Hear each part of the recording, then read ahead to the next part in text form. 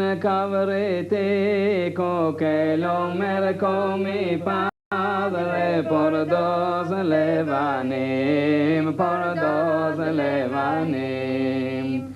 La Pascua judía es la fiesta de la liberación del pueblo hebreo. Según cuenta el Pentateuco, los hebreos, acaudillados por Moisés, consiguieron levantarse y escapar de la esclavitud a que los tenían sometidos los faraones egipcios.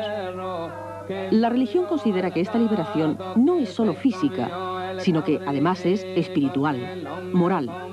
Constituye la preparación indispensable a que lo sometió Dios para recibir los 10 mandamientos, la revelación divina en el Sinaí.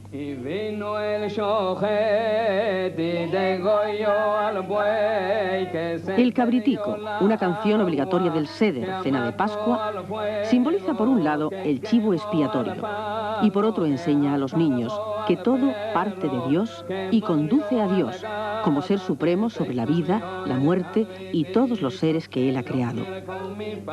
Esta versión en ladino de los Balcanes, traducción literal al castellano del hebreo original, es posible encontrarla castellanizada en muchos lugares de la España actual como canción infantil.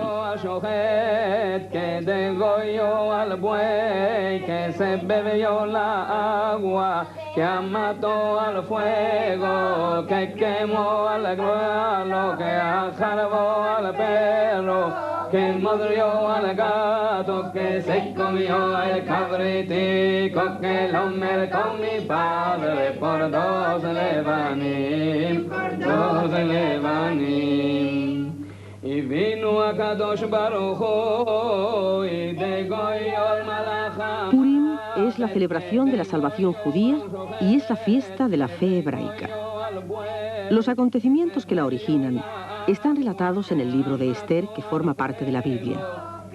Esther y Mardoqueo, armados solo con su fe, lograron la salvación de los judíos, a pesar de que su aniquilamiento estaba ordenado por Amán. Por ello, se regocijan y cantan los sefardíes como descendientes de aquel pueblo que salvó la reina Esther con la ayuda de Dios.